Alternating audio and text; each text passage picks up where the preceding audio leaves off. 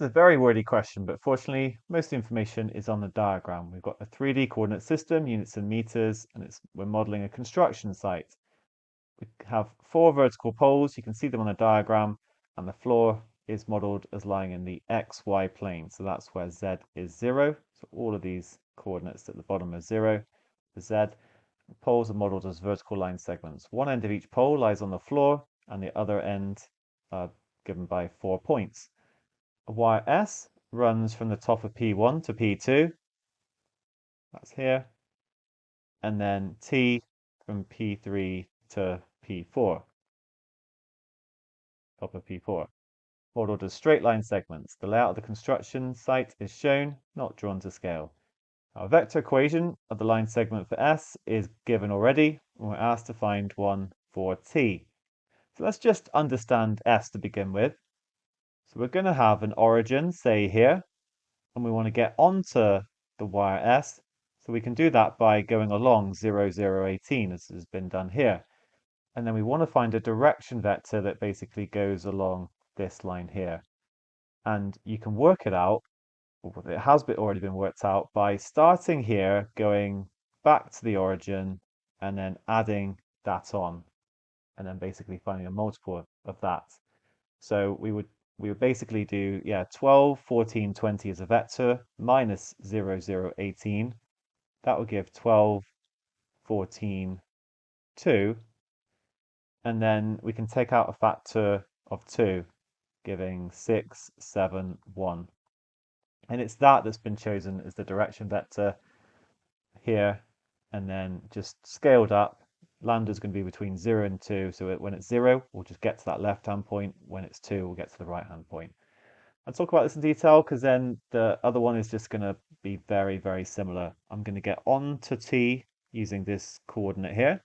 You could use the other one, but it makes sense to just use a slightly simpler one. So R is going to equal 0, 11, 7. And then I'm going to find this entire vector and just sort of scale it, because we're asked that it doesn't have any common factors other than 1. So in a similar sort of way, if we start here, we can minus 0, 11, 7, add on 18, 2, 16, and that would give us the full vector from here to here.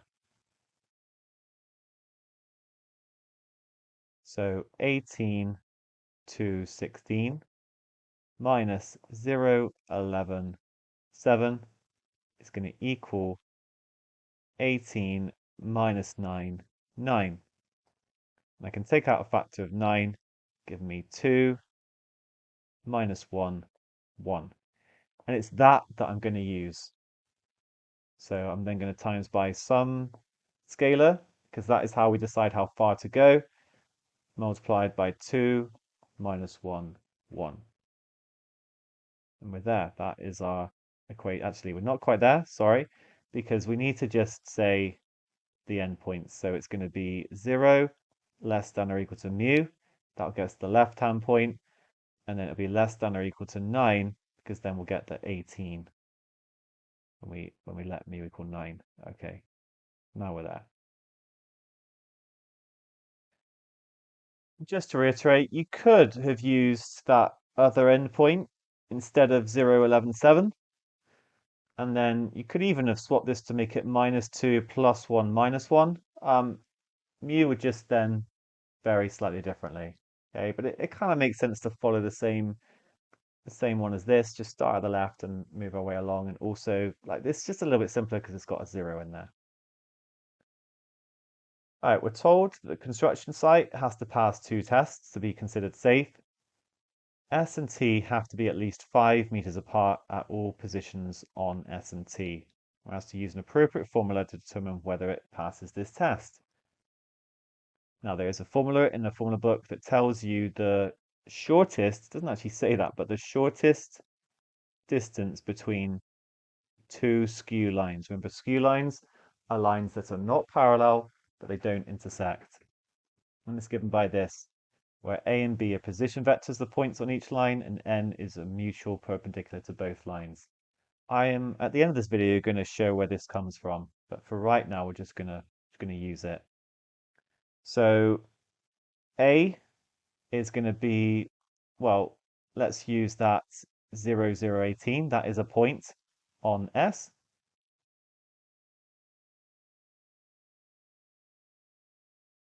And B is then going to be 0, 11, 7. That's how I got onto T. And now I need a normal. So it's got to be a mutual perpendicular to both lines. And what we can do is, so to do this, we need to find a perpendicular to this direction vector, but also this direction vector. And for that, we use the cross product.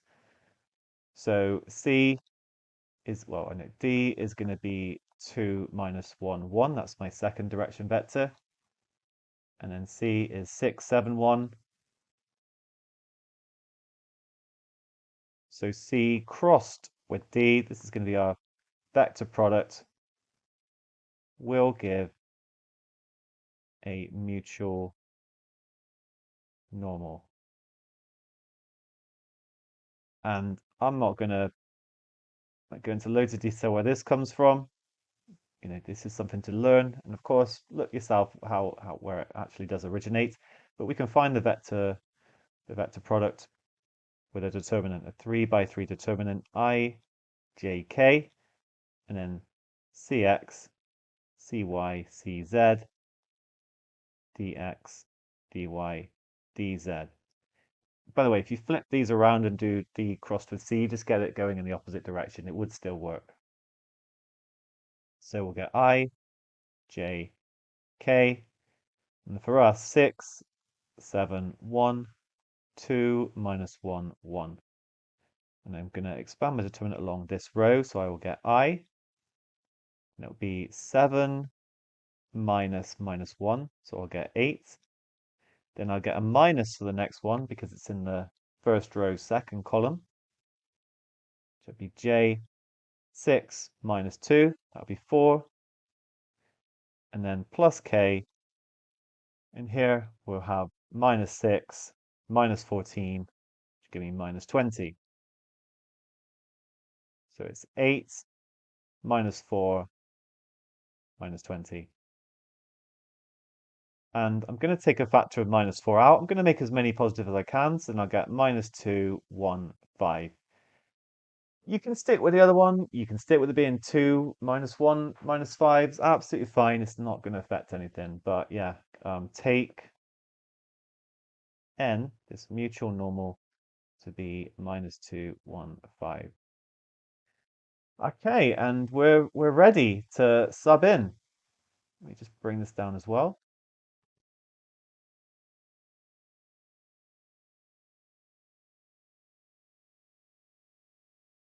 So B minus A is going to equal 0, 11, minus 9. Wait, minus 11, sorry.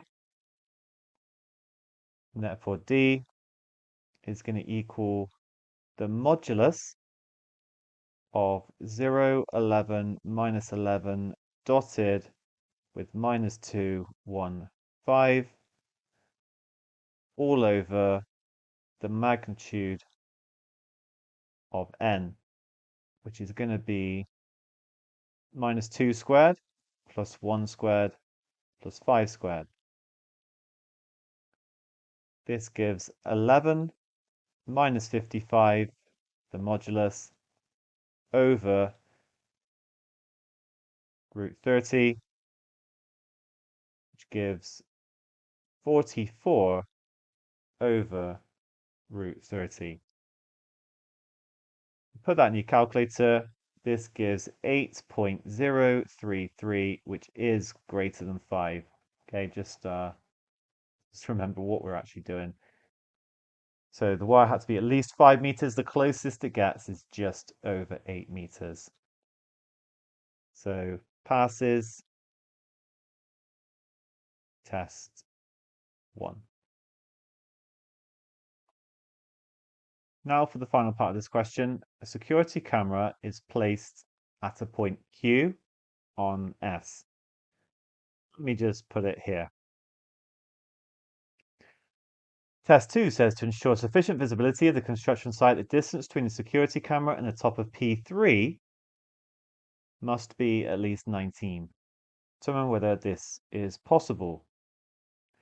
So remember, we had our origin here. I'm going to get to Q using line S. Therefore, if I want to find, let's find, and I'm going to call this, what letter has not been used? Okay, I'm just going to call it X. So XQ is going to equal OQ minus OX. You can see it like we're going, we're at here, we go back here and then up here. That's kind of how it works. It's always the second minus the first. Then OQ is that first line that we had, which is 0, 0. This is the one given in the question, 0, 0, 18 plus lambda times 6, 7, 1. And I'm minusing 0, 11, 7. We bring this together, we get 6 lambda, 7 lambda minus 11, and lambda plus 11. So now I can work out the distance in terms of lambda. In fact, I'm going to work out the distance squared to begin with. So I'll just use 3D Pythagoras. 6 lambda squared plus 7 lambda minus 11 squared plus lambda plus 11 squared.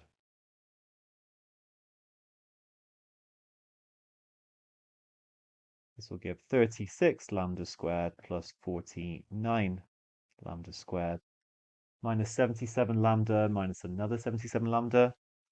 That ends up being 77 plus 77 is 154 plus 121 plus lambda squared plus 22 lambda plus 121. Combine like terms. Of course, I don't know why I'm not doing this on my calculator. So add these up. We're going to get 86 lambda squared. Then minus 154 plus 22 gives minus 132 lambda. And then becomes plus 242. So that is the magnitude of the magnitude squared of the distance q to x, where q could be anywhere along this line. Now, here are two very different approaches for dealing with this next part. First up, this is how the mark scheme did it. So they looked to solve xq squared being greater or equal to 19 squared. Okay, we're looking for the value of lambda that will cause the magnitude squared to be greater than 19 squared. So 19 squared ends up being 361. We can write down 86 lambda squared minus 132 lambda plus 242 minus 361, which gives minus 119 greater or equal to 0. This is a quadratic inequality. Don't go trying to, use a quadratic formula or anything like by hand or trying to factorize it. Just go straight into the function on your calculator. Yours might look a little bit different, but if you go to the right of equation function, you get inequality, degree 2. I'm looking for it to be greater or equal to, so it's going to be number 3. 86 minus 132, and you can use that minus actually, 119. And we get x is less than or equal to minus 0.637, so it's going to be lambda less than or equal to minus 0.637, or lambda is greater or equal to 2.17. But remember, lambda is actually between 0 and 2 in the model. So not possible to put camera 19 meters or more away from I think it was the top of P3.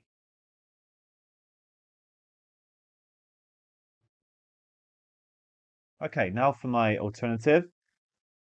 So I didn't think to do that. I just sort of focused on finding the minimum. So the minimum, and again, you don't need to complete the square. We can use a function on our calculator. Let me show you. I'm gonna have to go out of this back into equation.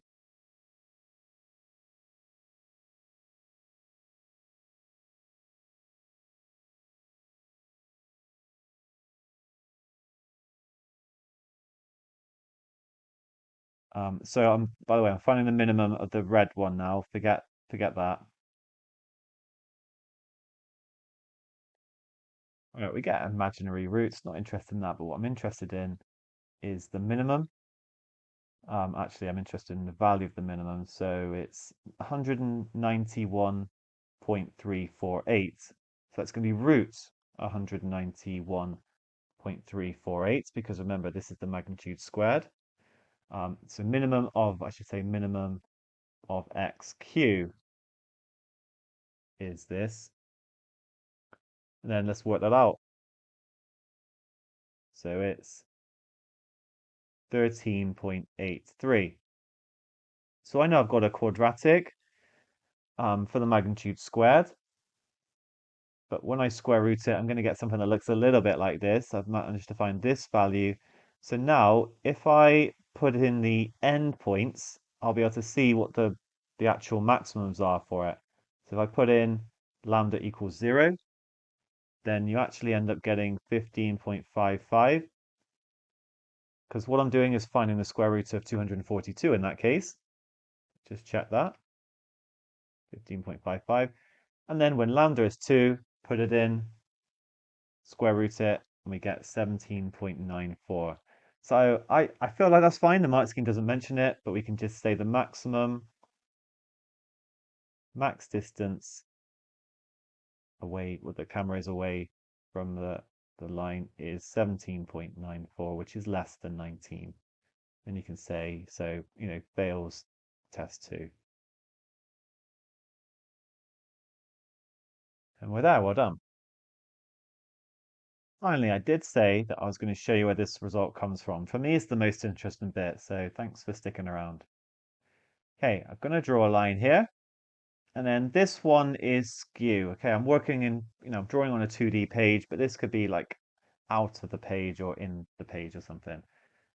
So I'm going to put my origin here. And then let me get onto the line using A. And then I've got a little direction vector, which I'm going to call C. So then R would equal A plus lambda C. I can do the same sort of thing for this other line. Get onto the line at, say, B, go along some multiple of a direction vector D.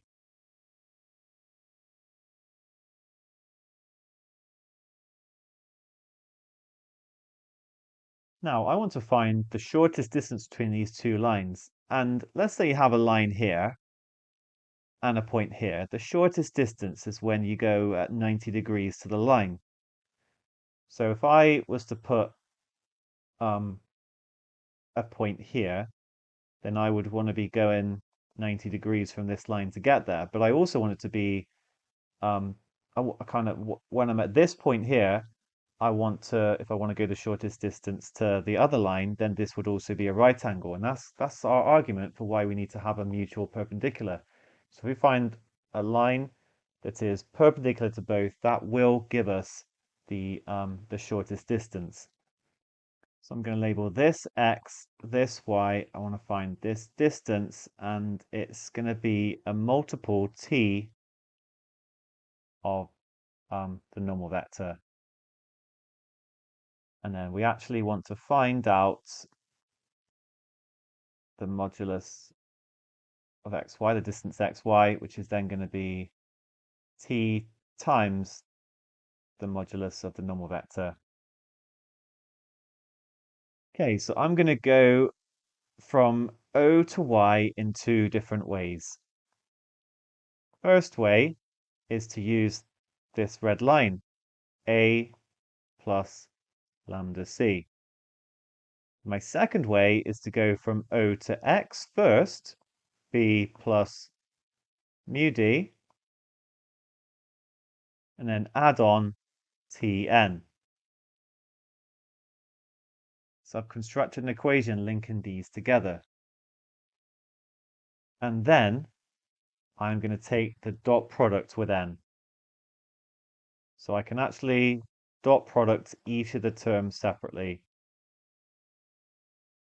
I'm not going to prove why we can do that, but it is possible to do that.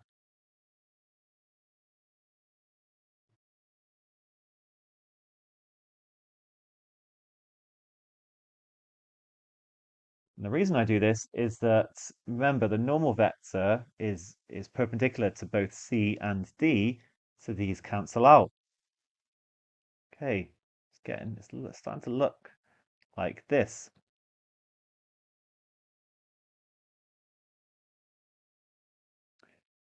Then I can write down that n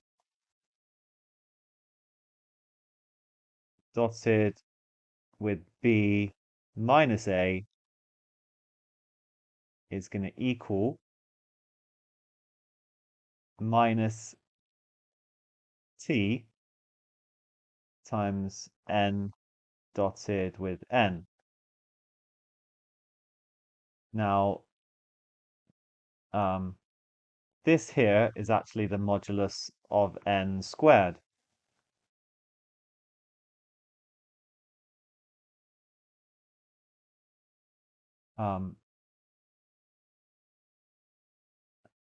T at the moment, I mean, I'm doing this for the first ever time, by the way, deriving this on a video, so apologies if it's not perfect.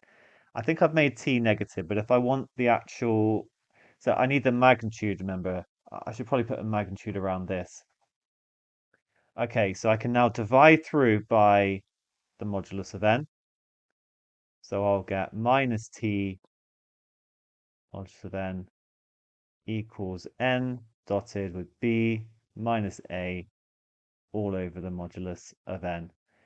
And therefore, if I want the shortest distance,